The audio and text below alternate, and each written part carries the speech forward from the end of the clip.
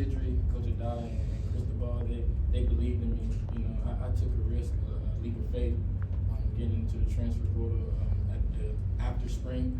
You know, so you don't have much time to learn the playbooks and stuff like that. But they invested everything into me, and I'm just happy to perform for them. You know, perform for the city, and I'm from here, so it's just a good win. Jaden, obviously A&M's receivers are really highly touted, former 5 and 4 star guys. What was the game plan coming in against them, and how well do you think you guys executed it? I mean, it was just mano a mano, 1-on-1.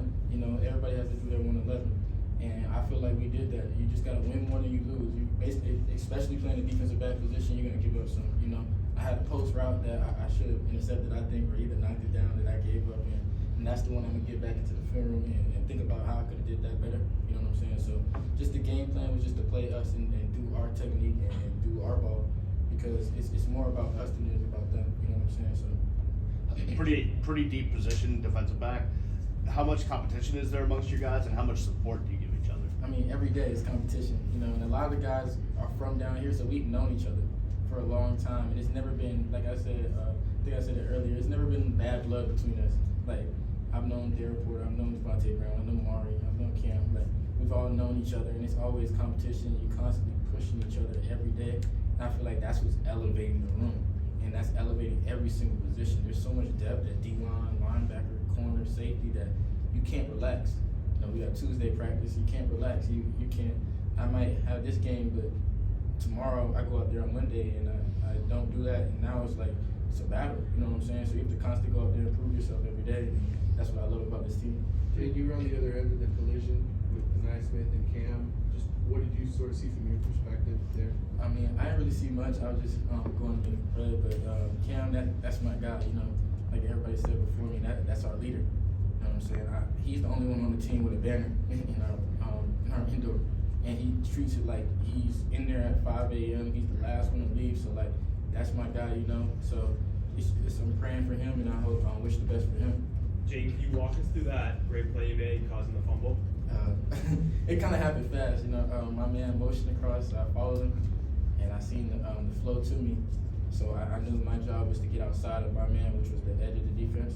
So as soon as I seen the running back through the creases of the offensive tackle and the tight end that motion, so I knew that it was 31. I had to go make a play. You know what I'm saying? You can't sit back on your heels and wait. Especially me not being a bigger guy, I can't let a big back get up on me. So I got to go be the aggressive. So with that being said, I just shot the gap and I made a play. I didn't know it was a fumble until I heard everybody screaming. I thought I just made a tackle, you know. Then I seen the ball.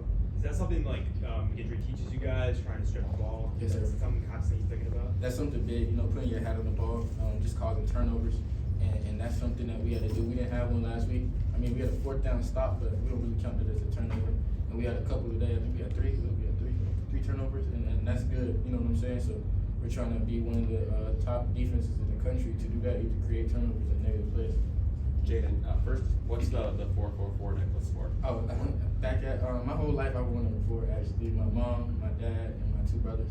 So those are my immediate family. So it was just a way of doing it without it just being, you know, one big 4 or something like that. But yeah, that's the main reason for it. And the other question I had was, obviously you're new to the team this year. You weren't here during the season last year. What have you seen from the guys who were here last year? Kind of like how they bounced back from a rough season and what this kind of win means to them. I mean, they're hungry. They're hungry. Like as soon as I got here day one, it was just what surprised me was Cam actually called a players meeting, and I've been places where he called a players meeting. Like some guys show up, some guys don't, some guys straggle in, you know.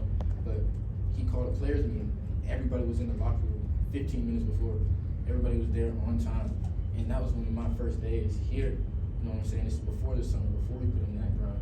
So it's just like, once I seen that, I knew that these guys were ready to work, and I came to the right place. You know what I'm saying? Everybody follows the lead, and obviously Cam's not the only leader on the team. You got Corey Flagg, you got James who's a leader as well. Like we have different leaders, but everybody is following the accord of whoever is the leader. You know what I'm saying? So as long as we do that, I feel like we'll be successful. We'll do a couple more for Jaden. Jaden, describe the environment, like the atmosphere that you felt at Hard Rock Stadium from the fans today. I mean, it's great. I obviously haven't been down here in 4 years. I've been at the other other place. So I haven't felt something like that since Notre Dame. I was here at Notre Dame as a recruit.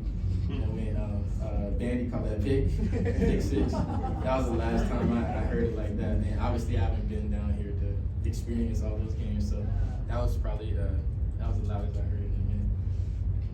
Jaden, can you just talk about how this coaching staff allows players to earn playing time, and you were able to kind of do that and to kind of earn playing time? I mean, it's no favorites. It's whatever, whoever's making plays is the best. You know, Coach Adai, he preaches that. You know, it's no solidified starters. It's no anything like that. Like, it's just you gotta go out there and you gotta put in the work. Because Coach G's not playing with you either. You know, these are two coaches that are really on you, and they kind of play good cop, bad cop. At sometimes one might yell, one might pat you on the back. You know, they're good people, but it's at the end of the day, it's about performance. It's a performance-based game. So we just got to keep on performing, and with the competition and everything, that it makes you play fast. You have to. You know what I'm saying? Awesome. Thanks, Jaden. Thank you.